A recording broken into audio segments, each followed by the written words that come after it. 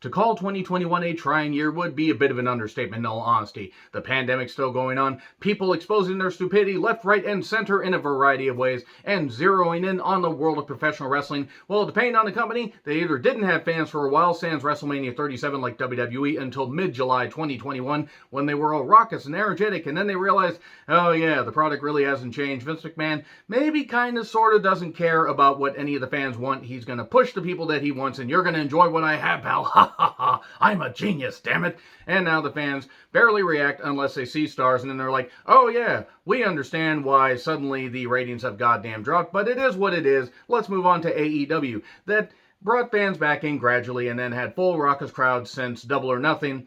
And even when they have 2/3 capacity in the arenas, they have life and energy and enthusiasm, and it's really good to hear. And then in the world of New Japan Pro Wrestling, well, they can clap their hands, stomp their feet, and make noise in a variety of ways as long as they don't cheer. So yeah, wrestling has definitely been interesting. The indies are coming back, and I'm here to talk about my least favorite matches of the year. I will be doing a two-parter on my favorite matches of the year because there was a lot more good than bad, and I've seen some terrific fucking wrestling, but I'm here to talk about the bad stuff. And keep in mind, these are my opinions, just my opinions. Sound off in the comments with your least favorite matches. It doesn't matter what company, it doesn't matter what brand, as long as it took place within this calendar year.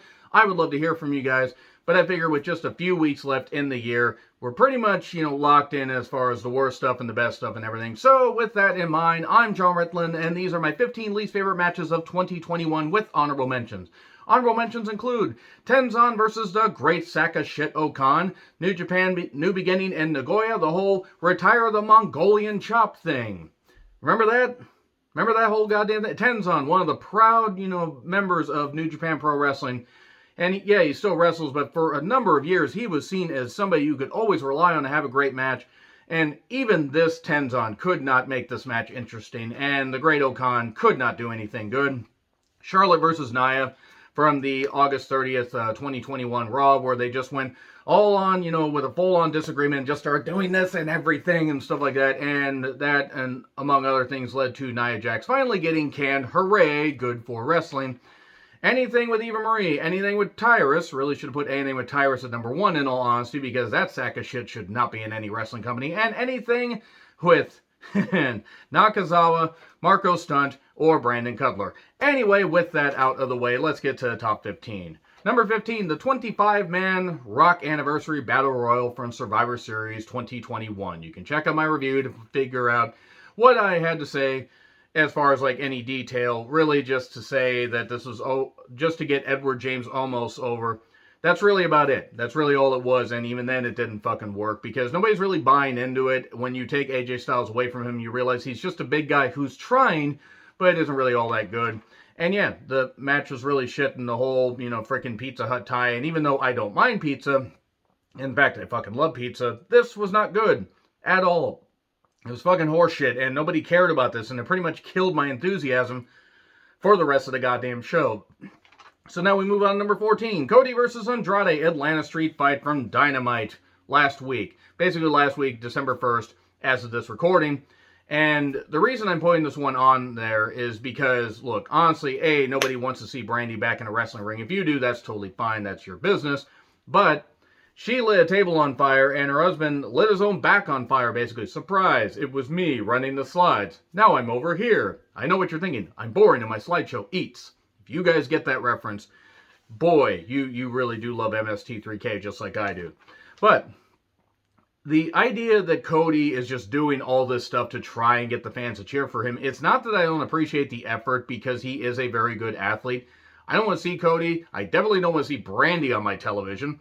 And seeing this was fucking disgusting, fucking stupid. It's deathmatch bullshit. More on that a little bit later in this list. Hint, hint. But I understand that ECW did the Flaming Table stuff, and obviously FMW and various other companies have been doing the Flaming Table thing for a while. It kind of went away, except in the deathmatch, indie promotion, where they draw a couple hundred people in a fucking barn. I get it. I get that some people have, find some sick appeal with this, and that's fine. It doesn't belong on a national broadcast, like a worldwide broadcast as far as AEW. This is Turner Network. I can't imagine they would like this all that much. And also, the fact that this is this is basically the number 2 wrestling promotion, in the U.S., And some could argue this is number one, number two, whatever. I'm just talking about, semantics and everything and ratings and all that stuff and appeal and national names and whatever. But AEW is a big, big time deal. They've overachieved as far as like any of the stuff I've seen, and I'm very, very impressed with the good shit that they're doing. This is an example of one of the bad things that they're doing. And you can check out my review if you really want to hear what I have to say, but suffice to say, I fucking hated this shit. So, number 13, Lashley versus Goldberg WWE Championship, SummerSlam 2021. Okay, Goldberg was fucking washed, so Lashley said, okay, I'm going to, knock his knee out and hobble him and everything. And then I'm going to pull a Chris Benoit from 2007 and take out a wrestler's kid. Okay, maybe he didn't go quite that far because he didn't have a pillow for the evening snooze, if you will. But Lashley decided, I'm just going to do what I can to try and carry Goldberg, who cannot do anything anymore. He looks great for being in his mid-50s. He can't do anything anymore. More on this, perhaps a little bit later, because they had a second match, but this was embarrassing. It was atrocious, and it didn't need to happen, and it went on for about 50 fucking years. In fact, I think in some alternate universe, this match is still going on, because Goldberg was selling, and the referee's like, I don't know what to do. We got to extend this pay-per-view, but oh shit, Goldberg clearly can't do this, and it was dumb. It was really dumb. Number 12. The Fiend versus Orton, Mania 37, Night 2. Okay, now, I understand that The Fiend was going through a whole lot, Bray Wyatt, Wyndham Rotunda, was going through a whole lot of shit. He was still feeling the effects of losing one of his, lifelong friends, Brody Lee, who tragically passed away at the end of last year. Affected many, many people, and rest in peace, Brody Lee. No doubt, taken way too soon, taken from his family, taken from his friends, taken from his wrestling colleagues. But he came back, he did the Fiend stuff, and he did what he did to get through, to get through this storyline. He came back at Fastlane, more on that later, and did this thing where he was going to win. Oh no, they had Alexa bleed, black goo and everything like she was, it's a crude oil summer, even though it's April and cold, even in a rainy Florida. Now, they're the only one because Alexa basically is the only one left out of this duo. That's not Alexa's fault. That's the company's fault. Anyway, this is shit. This is dog shit. But Alexa came out of a box-like structure. Have I mentioned recently that I despise Michael Cole's commentary and he's fucking atrocious? That's all really that I have to say about that because it was stupid. Orton won, which, even if the Fiend had won, I don't really think it would have fucking mattered, but that was it. I think he appeared on, the following Raw or maybe a Raw a week afterwards. And that was it. It was really, really dumb. Really, really dumb. Just like number 11, Miro and Kip Sabian against Chuck Taylor and Orange Cassidy, Arcade Anarchy from Dynamite at the end of March. To think that Miro is now one of the best parts of AEW programming because this is the word of the Reamer. And he's got a neck of sand and everything. And what kind of God would make, would make a man, his head separate from his heart. That's really good lines. Those are really good lines. But anyway, this was really, really dumb stuff, and even though it seemed like Miro was having a little bit of fun, I don't know why they brought him in like this, and this was pretty much the climax of it. It was hollowed-out arcade boxes. It was stupid. It was horseshit. It was ridiculous. It reminded me of the demolition of the arcade at the mall in town, and actually even that had more action and more believability than this. This was dumb, and it was a horrible use of Miro. And it featured, nothing against Kip. I don't know what the hell happened to Kip. I don't think Kip's ever going to wrestle for AEW again. But Taylor and Cassidy, the whole best friends thing, it's a fucking joke. And that's all I got to say about that. So we go number 10, Tai Chi versus Tama Tonga Iron Fingers ladder match. From New Japan Dontaku Night 1. I had to actually look at that again because I forgot. I knew it happened in May. It's going to be May. And oh boy. The whole Iron Fingers thing, I watched this play out. The Iron Fingers thing worked for Iizuka. Or however that name's pronounced. And, okay, Tai Chi using it. Fine, whatever. You can have a little bit of comedy and you can have whatever. You can have, they're taking control of him. But then they had Tama Tonga do this. And Tama Tonga and Tangaloa are a really good goddamn tag team. And they were feuding with Dangerous Tekkers, Tai Chi, and Zack Sabre Jr. over the tag team championships. This is over some, cushiony, foily fingers. Why in the world did they think this was a good idea? It wasn't a good idea. And having a ladder match isn't the worst thing in the world, but this was agonizing. This was brutal. And it features, Tai Chi has stepped up his game in the last couple of years in New Japan. And Tama Tonga had a great run in the G1 a few months after this. There's talent here, but it was really, really dumb, really pathetic.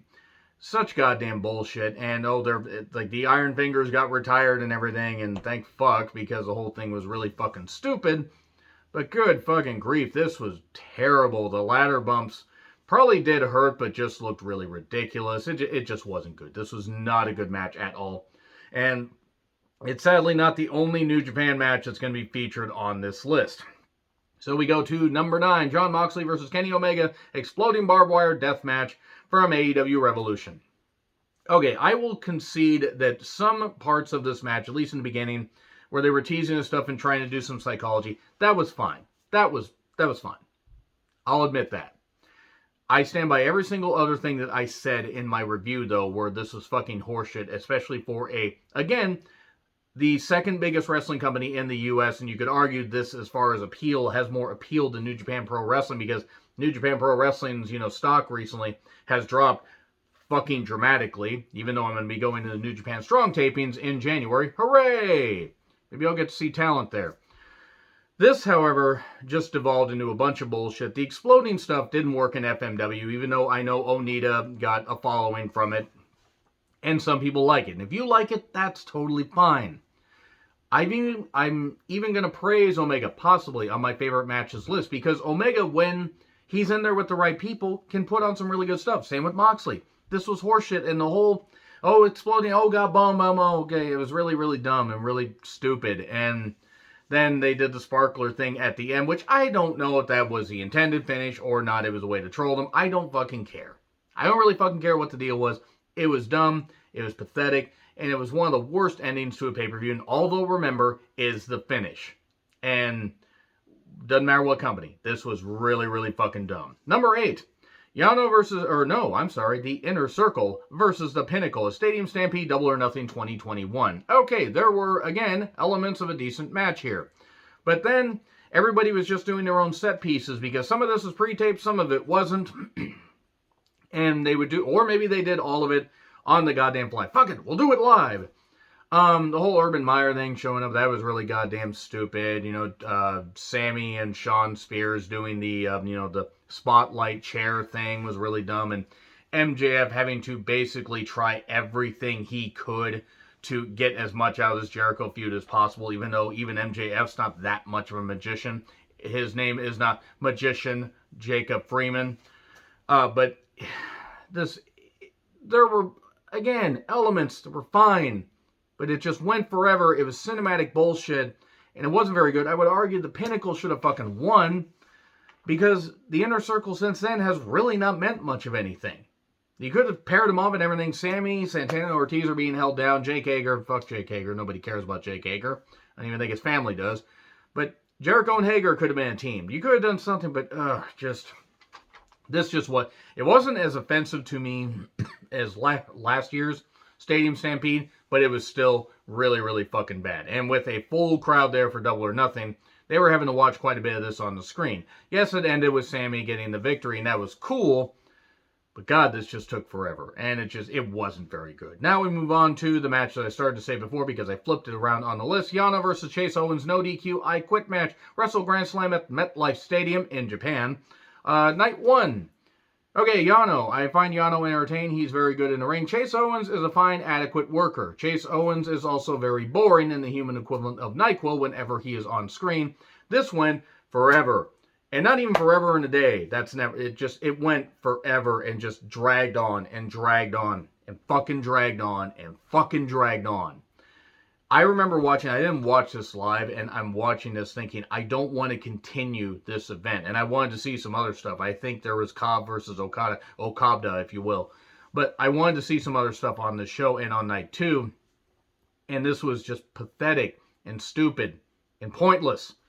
And Yano did not get anything out of this. It was because of the KOPW Provisional Championship trophy thingy that he has. And they thought that Chase Owens was a good opponent for him.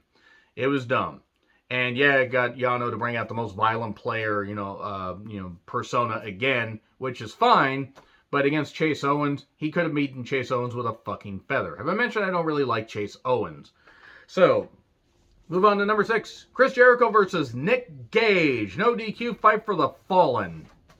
Yeah, I know I got shit for knocking this match. I don't care. People can like Nick Gage. I'm not even saying Nick Gage as a person, bank robbery aside, is the worst person in wrestling. There are plenty of people getting more work, that have done way worse shit and got work back in the past. People that straight up murdered Jimmy Snuka, abused women, Stone Cold Steve Austin. And I'm not excusing it. Bank robbery is fucking stupid, and he was a drug addict. He's clean now. I don't care for his style. He can't fucking work. He can't fucking wrestle at all. And this was fucking pathetic. The fact that Tony Khan thought it was a good idea to bring him on there. Allegedly, they may have lost their Domino sponsorship because of this. And that's really smart. Do the pizza cutter thing and that kind of stuff, if that is true. And I mean, it may be true, it may not. It's hard to fucking tell. It's hard to filter fact through fiction. But Chris Jericho has had a fucking midlife crisis that's gone on for about the last 4 fucking years. And it's gotten to the point, look at how he looked when he came back for a SmackDown appearance in July of 2017. That was 4.5 years ago. Look how he looked there, and then look how he looked by Wrestle Kingdom. I mean, yes, he made a couple of appearances in New Japan to hype up the match with Kenny Omega at Wrestle Kingdom 12, but then look at how he looked there. Oh, he was trying to get bigger and everything and appeal to the fans. No, he just wanted to be able to drink and do his own shit and everything and whatever, which is fine. But he looked like a disgusting, out-of-shape freaking couch left out in the rain, trying to compete with a guy that couldn't even do anything right. They were doing some goddamn bullshit. It was fucking ridiculous, and it was death match on TV, and it was pathetic. And deathmatch wrestling, I don't fucking care if anybody gets offended by this, is fucking stupid. Now, you can like it. That doesn't mean I have to. And I found this to be weak, pathetic, and pointless. And if I was any, Turner executive, I would have gone to Tony Khan and say, you fucking do that again, you're going to get your show pulled. And that's what should have happened. Regardless of how Nick Gage is as far as outside the ring and everything, inside the ring, he's fucking pathetic. Anyway, that's the last time I'll mention Nick Gage. I promise. Wink, wink. Anyway, New Japan Rumble, number 5, New Japan Rumble with cuffs. Tokyo Dome Grand Slam, July 2021. I feel bad. I almost feel bad, actually, rather, putting so many New Japan matches on this list, but this was not a good year for New Japan. There are some good matches that I'm going to mention on my favorites list, but way more bad stuff that I should be mentioning on here. However, I should clarify that number 6 was the last AEW match on, that's from that company on that list. Not the last one involving an AEW wrestler, though. Hint, hint. Yeah, they cuffed people. They had some actual talent in this, and I forgot to write down because I did my review, and whatever it is, what it is. But they had some actual talent that they decided to cuff there, and they didn't think this through because they're either outside the ring, inside the ring cuffed, and it's really goddamn stupid. This would lead to Yana versus Chase Owens having their match, and it was fucking moronic. Because nobody wanted to see Chase Owens compete on this level. And if you think you did, you're wrong. Actually, you're not. But I just don't understand why anybody is a fan of Chase Owens, because he's not interesting. But this was just stupid. The Rumble thing, pinfall submission, over the top cuffed. They're eliminated. There's nothing wrong with trying to dress things up and have fun, but ugh. Now number 4. Jon Moxley versus Nick Gage, GCW Fight Club from October 9th, 2021. I was furnished a link to watch this match. I had debated actually watching this entire show, ordering it and everything, because there were a couple matches on the undercard I wouldn't have mind seeing. But at the end of the day, there wasn't enough interest, and also I was tired, and I decided to watch a couple movies that day. Hooray! I was furnished the next day with watching that. My friend said, please watch this. Please let me know what you think. A friend that I trust. And I think that's why I loathe some people, like Kid, for making me watch this dreck. I know that GCW has fans, and there are certain people that I respect that have worked for GCW. It is what it is. Everybody's got different opinions. Now, there is some good wrestling on these shows. I've seen some matches. There are some good wrestlers and some good action, even if it's in front of about the same 800 goddamn people, whatever. The ring announcer was fucking ridiculous. He didn't even sound like he knew where the fuck he was. Mick Foley was there. Poor Mick Foley. He's too nice, and he's, lending his name to this kind of fucking shit. Jon Moxley, who, by the way, was in the midst of, working with Eddie Kingston and stuff like that, and would, after, at a certain point be taken out of the, he would be taken out of the business because he's now in alcohol treatment rehab, and I hope that he gets through that, gets his life in order, raises his wife, and, raises his child with his wife, and they have a happy life, and when he comes back to wrestling, good for him. His health is important. That being said, this was every bit of deathmatch bullshit rolled into one. Glass table, light tubes, all this shit. It's fucking stupid. Fucking goddamn stupid. You like it? Fine. Any of this Nick Gage stuff and Jon Moxley competing in this stuff, it's fucking pathetic. As wrestlers, as a wrestling match, this was one of the worst things I've seen. It would have been the worst thing I've seen had it not been for WWE basically shitting the goddamn bed on a variety of their shows. Because this isn't wrestling. It's fucking pathetic. Now we move on to number 3. I could rant more about Moxley versus Gage, but look at the finish. Look at the finish. Where, they tried to do the thing through the table and Moxley took most of the brunt of it because nobody could plan this because you're trying to land on glass. You're walking on broken glass. Number 3, Lashley versus Goldberg, Crown Jewel 2021. Excuse me. Remember how Lashley was WWE champion at the previous entry that I talked about, 15 minutes ago? Yeah, he wasn't champion here, and he lost to a freaking 55-year-old has-been named Goldberg in one of the worst ways possible. In Saudi Arabia, which, I wouldn't be happy wrestling in Saudi Arabia. No offense to anybody watching in Saudi Arabia, all 5 of you. But why? Why on earth was this a good idea? It wasn't a good idea. It was fucking stupid. Goldberg beat him, and it was pathetic. That's all I really got to say about that. Move on to number 2. Miz versus Damien Priest Zombie Lumberjack match at WrestleMania Backlash. Oh boy, the fact that this wasn't the worst match of the year is something. I think you probably can guess what the worst match of the year is, and I'll tell you in just a minute, but this fucking horse shit. The match itself actually wasn't that bad, but the idea was tying into Army of the Dead, which, by the way, is one of the worst movies of the year. Zack Snyder's Slow-Mo the Musical, with Dave Bautista really trying hard to make it work. This was pathetic. It was people acting like zombies. They did respect the rules and stayed outside and everything and only threw people back in, but then The Miz got eaten. Oh, no, he didn't. He was back in a couple weeks. The fact that this took place in the award-winning WWE Thunderdome says a lot. Had they done this in front of fans, I think a lot of fans would have walked out.